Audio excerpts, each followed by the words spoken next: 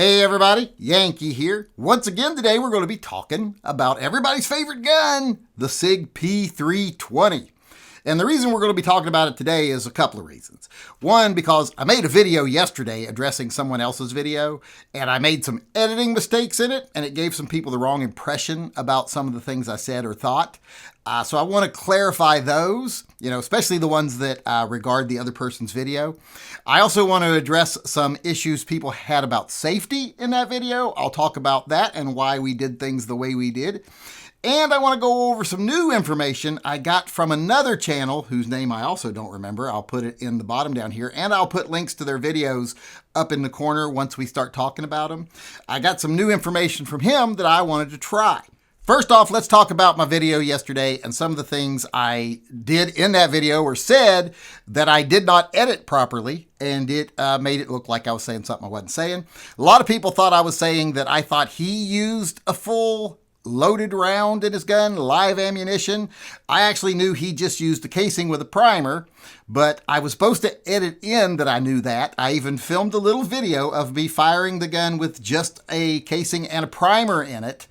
And showing that, and I was going to edit that in and say, okay, I know he was just using a primer, but I'm using live ammo, and I'm using live ammo, and this is something people ask why I was using live ammo, to show that I can't fake anything. It'd be real hard to fake anything with the live ammo. Without the live ammo, I could fake some stuff. I could make it look a lot more exciting than it was, and I kind of questioned if maybe he did that. A little creative editing. Not to lie, but to maybe he accomplished that off screen, and then he wanted to just film an opening for his video, so he kind of recreated it, a dramatic recreation for the video, which I have no problem with. Got no problem with being dramatic or doing a recreation video. Now, if he did do it, I think you should put a recreation stamp on there, like this is a dramatic recreation. So if I had edited it properly, it would have been cut with me actually firing just a casing with a primer, saying, I couldn't get it to fire, but here's what it would look like if it did fire. And I was going to talk about in that video, even though I was just firing a casing with a primer in it, I was still pointing at a safe spot, at a berm off to my side, and I was pointing the gun low, so there was no way I was going to hurt anything if it went off. And something came out of the gun. Now, was it likely anything was going to come out of the gun? No, it's not. But still, whenever you're pulling the trigger with anything in the chamber, you always try to make that clear. And I should have in my video made clear I was using live ammo, and this is what it looks like when you use live ammo, making the point that I couldn't fake it, and you could if you used a snap cap, but I kind of made it sound like he was using a snap cap because I said something about, I hope when he's doing this in his garage, he's had it aimed in a safe direction. That was regarding what I was saying, the snarky thing I was saying about even when you're just firing a dummy round, you still want to make sure it's pointed in a safe direction. I was trying to be snarky, not actually saying I thought he used live ammo. I knew he wasn't using live ammo, so that's my bad, and I'm sorry people thought that. Now, as far as the unsafe behavior, I'm open to hearing from, I would love to hear from anyone who wants to point out exactly in that video where I was unsafe. Where the gun was ever pointed at me or an unsafe direction while it was loaded and while I was messing with it. Anytime I was messing with the gun, every time I had one round chambered, and I only chambered one round at a time, which someone told me my test wasn't conclusive because I didn't have a full magazine. I'm not sure how they think that's affecting it, but I don't know what it would be pushing up on that would actually make a difference with the way the gun's built, because that isn't going to really make a difference. But as I was saying, I was using live ammo. I was pointing it in a safe direction. I was on a live range, my own range in my backyard, even though we know I don't shoot. I buy a lot of ammo, and I do have a range in my yard. I just don't film it because it's boring.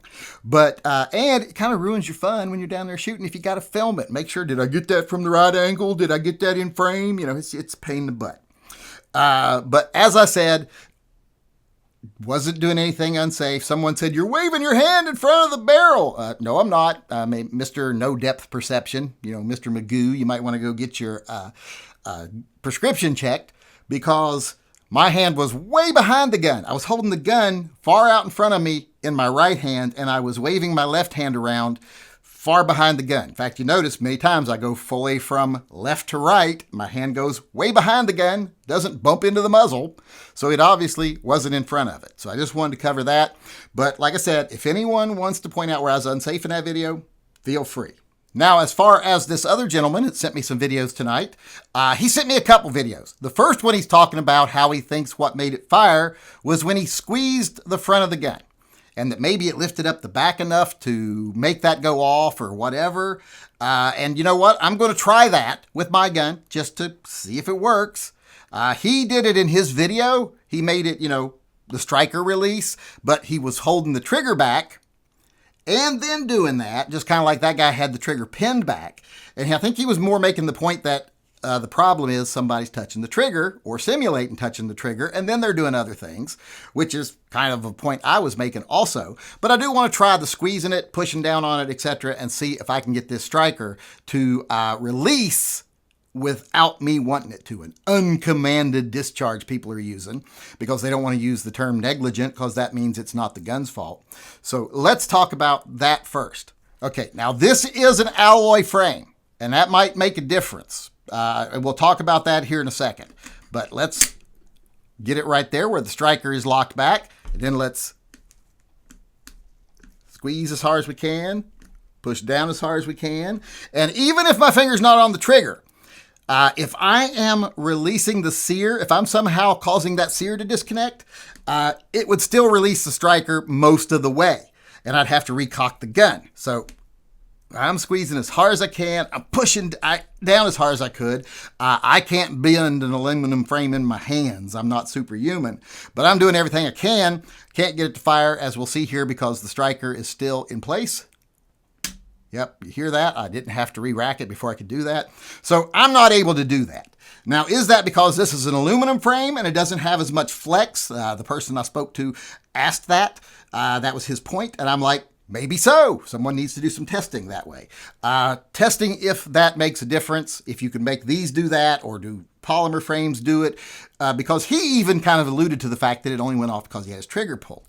So let me go ahead and pull the trigger far enough back to release the safety first. Now, this would just allow it to fire if it was actually had a round in it, instead of just letting the striker go forward and hit the safety. So let me try it now and see if that makes a difference. Now, I'm pulling this back, and there I accidentally fired it. But was it because I was squeezing it? No, it was my finger that hit the trigger. In fact, the guy that made the video I was talking about, he also made another video, which I'll also link in the upper corner of this video, where he does a similar thing with a Smith & Wesson 686. He cocks it back in single action. He really pulls the trigger back, not enough to fire the gun, but just enough that he can knock the hammer forward with his finger. You have hammer fall. Because something struck it, it went forward. Not because he pulled the trigger all the way, just because he pulled it enough to make that possible.